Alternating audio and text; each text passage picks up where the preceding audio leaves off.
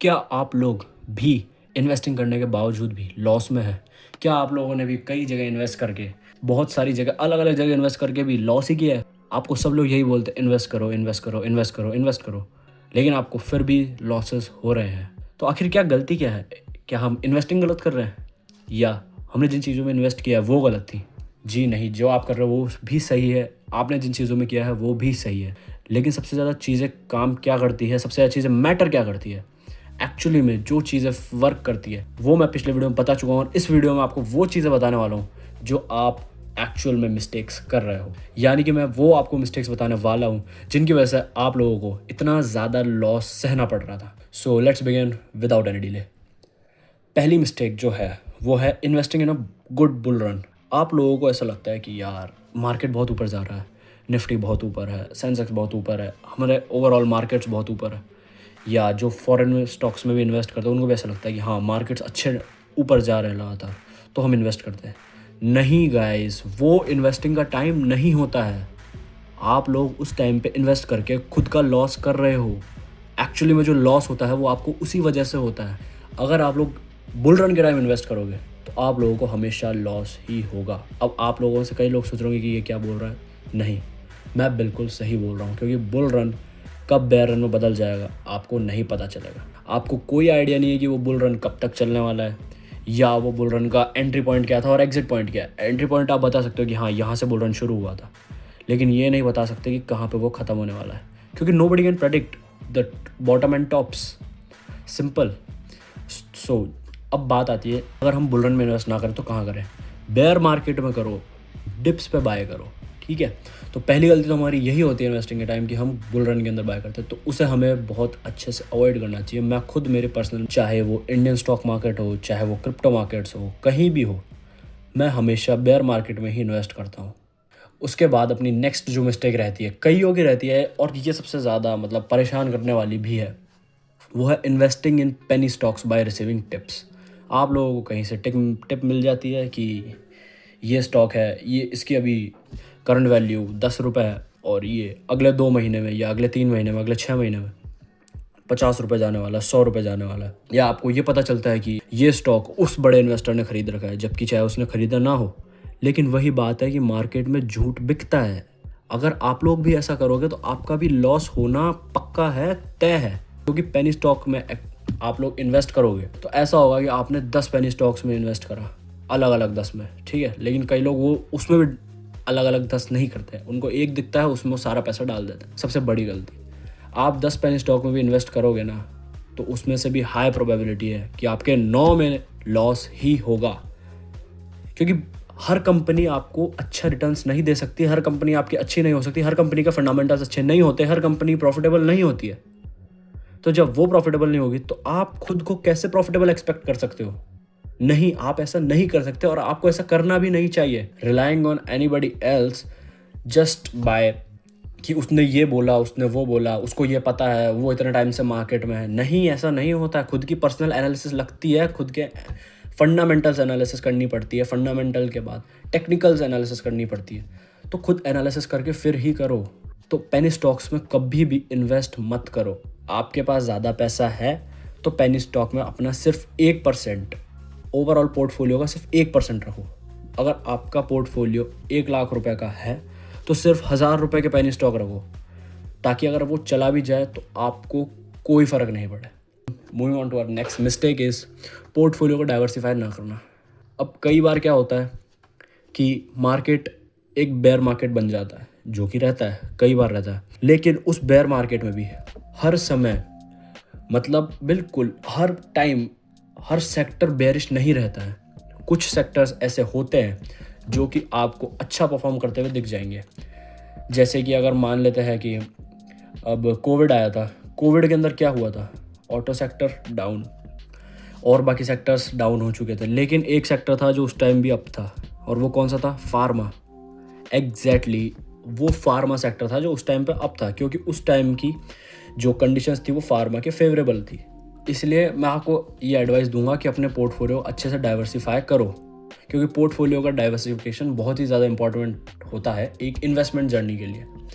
अब आप लोगों को पोर्टफोलियो डाइवर्सिफाई कैसे करोगे वो मैं बता भी देता हूँ थोड़ा शॉर्ट में, वरना ये वीडियो लंबी हो जाएगी। तो आप ऐसे कर सकते हो कि अपना पैसा जो है पहले तो लार्ज कैप में ज़्यादा रखो, मिड कैप में कम रखो और स्मॉल कैप में उससे भी ज़्यादा कम रखो। जैसे 50% लार्ज कैप में डाल दो, 30% मिड कैप में, 20% स्मॉल कैप में। लेकिन ये भी सिर्फ आपका पोर्टफोलियो डाइवर्सिफिकेशन नहीं होता है, क्योंकि अगर स्टॉक्स नीचे जाएंगे, स्टॉक मार्केट नीचे जाएगा, तो एक चीज़ है जो कॉन्स्टेंटली ऊपर जाएगी, वो है हमारे गोल्ड, कमोडिटीज़। तो जहाँ आपने स्टॉक्स में इन्वेस्ट कर रखा है, जहाँ आपने उसके अलावा जैसे म्यूचुअल फंड्स में इन्वेस्ट कर रखा है, तो साथ ही साथ आपको गोल्ड में भी इन्वेस्ट करना चाहिए। तो डाइवर्सिफिकेशन ऐसे होता है जिसमें आपने हाँ स्टॉक्स भी ले रखे हैं, आपने म्यूचुअल फंड्स ले रखे हैं, आपने गोल्ड ले रखा है, आपने ETFs ले रखे हैं, ठीक है। तो ऐसे डाइवर्सिफाई करो। अगला है पॉइंट हमारा, no risk management, the most important in the whole trading journey, even it's investing, trading, intraday, positional, swing, anything. Risk management सबसे ज़्यादा इंपॉर्टेंट होता है। According to me risk management is at the top. मैं risk management के अलावा और किसी चीज़ को इससे ज़्यादा वैल्यू नहीं देता हूँ। हाँ, आगे हम ट्रेडिंग के वीडियोस में देखेंगे, जब मैं बताऊँगा आपको स्ट्रैटेजीज़, उनमें आपको बताऊँगा कि रिस्क मैनेजमेंट और एज सबसे ज़्यादा इंपॉर्टेंट होता है। लेकिन हाँ, मैं रिस्क मैनेज को थोड़ा सा ज़्यादा बोलता हूँ आफ्टर एज। मतलब एज भी है, ऐसी बात नहीं है, एज को भी मैं देता हूँ, लेकिन रिस्क मैनेजमेंट और एज थोड़ा साथ साथ ही चलते हैं। तो अगला पार्ट है हमारा नो रिस्क मैनेजमेंट। आपको रिस्क मैनेजमेंट भी देखना पड़ेगा। अगर आपने ये सोचा कि मेरे पास ये 1000 रुपये है इन्वेस्ट करने के लिए, या मेरे पास 1 लाख रुपए है इन्वेस्ट करने के लिए, लेट से, अब आप लोगों ने सोचा कि मैं पूरा मेरा 1 लाख का कैपिटल सिर्फ एक स्टॉक में डाल दूँ। नहीं गाइस, ऐसा नहीं होता। और अगर वो कंपनी डूब गई, फिर आप लोगों का विश्वास ही उठ जाएगा इन्वेस्टिंग से। आप तो ये बोलोगे नहीं यार, इन्वेस्टिंग तो होती नहीं है, ऐसा होता नहीं है, सबको इसमें लॉस ही होता है। तो नहीं, ऐसा नहीं होता। रिस्क मैनेजमेंट में आपको एक तो डाइवर्सिफिकेशन करना है, जो कि मैंने पिछले पॉइंट में बताया, और दूसरा रिस्क मैनेजमेंट यहाँ पर ऐसे करना है कि आपने जिन कंपनीज में इन्वेस्ट किया है उन कंपनीज में आपको ये देखना है कि आप एक फिक्स्ड अमाउंट तक का ही रिस्क लो, उससे ज़्यादा का रिस्क ना लो। क्योंकि अगर उससे ज़्यादा रिस्क आप लोगे तो इन शॉर्ट आपका प्रॉफिटेबल होना क्लोज टू इम्पॉसिबल हो जाएगा। अगर आपने सोच रखा है कि मैं किसी चीज़ को 100 रुपये पर लूँगा, 90 तक उसका प्राइस आ गया तो मैं उसको काट दूंगा, और 120 पे आ गया तो मैं अपना प्रॉफिट बुक कर लूँगा। ये तो हो गई ट्रेडिंग की बात। लेकिन अगर इसको हम इन्वेस्टिंग की तरह से भी सोचेंगे तो भी ये प्रॉफिटेबल हो सकता है, क्योंकि मेरे साथ हुआ है। मैंने एक पॉइंट पर सोच रखा था कि इस स्टॉक को पहले मैंने सोचा कि मैं स्विंग में लूँगा, लेकिन बाद में फिर मैंने सोचा यार ये ऊपर जा ही रहा है तो थोड़ा और ऊपर देखते हैं, थोड़ा और ऊपर, थोड़ा और ऊपर। और उस लालच की वजह से, सिर्फ रिस्क मैनेज ना करने की वजह से, आज वो स्टॉक 50% तक डाउन आ चुका है। अब मैं बेयर कर रहा हूँ उस लॉस को, लेकिन कोई बात नहीं, क्योंकि मैंने डाइवर्सिफाई कर रखा है तो मुझे उसमें उतना इफेक्ट नहीं पड़ा है, क्योंकि मैंने उस स्टॉक के अंदर बहुत ही अपना कम अमाउंट डाल रखा था। इस वजह से मुझे उसमें कोई फ़र्क नहीं पड़ा है अभी तक। अब अपने वीडियो का लास्ट पॉइंट, जो आपकी लास्ट मिस्टेक है, वो है no proper entry and exit plans. Risk management की तरह ये भी काफ़ी इंपॉर्टेंट होते हैं। एंट्री और एग्जिट आपके एकदम परफेक्ट होने चाहिए, आपके एकदम सही होने चाहिए, आपके बिल्कुल एकदम ऑन पॉइंट होने चाहिए। आपने सोच रखा है कि मेरे को 100 पे एंट्री लेनी है तो आपको वहाँ एंट्री लेनी है।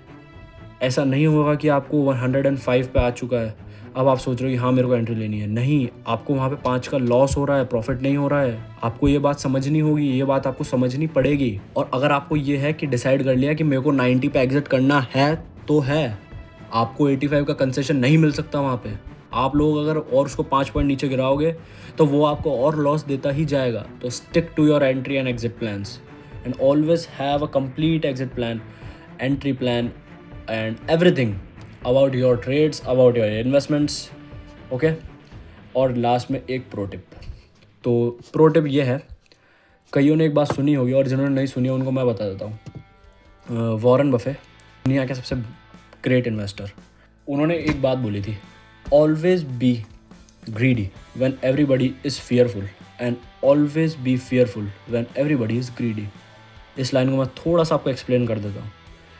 जब सब लोग डरे हुए हैं उस टाइम आपको ग्रीडी बनना है, लालची बनना है थोड़ा सा, उस टाइम खरीदना है। और डरते लोग कब है? बेयर मार्केट में। हाँ, जब मार्केट नीचे जाता है ना तो आप लोगों को उस टाइम पे ग्रीडी बनना होता है, और जब मार्केट ऊपर जाता है उस टाइम आपको डरना होता है। लेकिन हम लोग क्या करते हैं कि हम बुल रन में तो हम लोग को मज़ा आता है, हम लोग उस टाइम तो डरते नहीं हैं। और जब बेयर मार्केट आ जाता है, वो जब बुल रन बेयर मार्केट में टर्न हो जाता है तो हम लोग डरने लग जाते हैं। नहीं, ऐसा नहीं होता, ऐसा नहीं करना चाहिए हमें। तो जो समझ चुके हैं बहुत बढ़िया, नहीं समझे हैं वापस देखना एक बार, उसको भी मैं एक्सप्लेन करता हूँ। ऊपर जा रहा है ना मार्केट, वो होता है टाइम प्रॉफिट बुकिंग का, ताकि आपको एक अच्छे प्राइस पे आपका प्रॉफिट बुक हो जाए। और जब नीचे गिरता है ना मार्केट, तो जितनी बार वो डिप्स आती है ना, ये थोड़ा नीचे गया तो यहाँ पर आपको बाई करना है, फिर थोड़ा ऊपर गया तो यहाँ पर बाय नहीं करना है, ये थोड़ा और जब नीचे आएगा ना करेक्ट करेगा तब वहाँ पर आपको बाय करना है। ठीक है, तो उम्मीद है आपको मेरा पूरा वीडियो अच्छा लगा होगा, आपको एकदम समझ में आया होगा कि क्या करना है, कैसे करना है। ठीक है, वीडियो अच्छा लगा हो तो वीडियो को लाइक करना, चैनल को सब्सक्राइब करना, बेल वाले आइकन को ऑल पे दबा कर सेट कर देना, ताकि मेरी हर वीडियो की नोटिफिकेशन सबसे पहले आप तक पहुंचे। और मेरे सारे पोस्ट जो भी मैं भेजता हूं उस पर आप लोग अच्छे से एकदम अपने व्यूज़ शेयर करें, ताकि मुझे आगे और पता चले कि मुझे किस चीज़ों पे वीडियो बनानी चाहिए। बाकी मुझे ये लगा कि अभी काफ़ी ज़्यादा ट्रेंडिंग टॉपिक है, या फिर काफ़ी ज़्यादा एक्चुअली में ज़रूरत है इसकी लोगों की, तो मैंने सोचा इसी पर बना दिया जाए। अगले वीडियो तक, till then stay tuned. Okay guys, bye bye.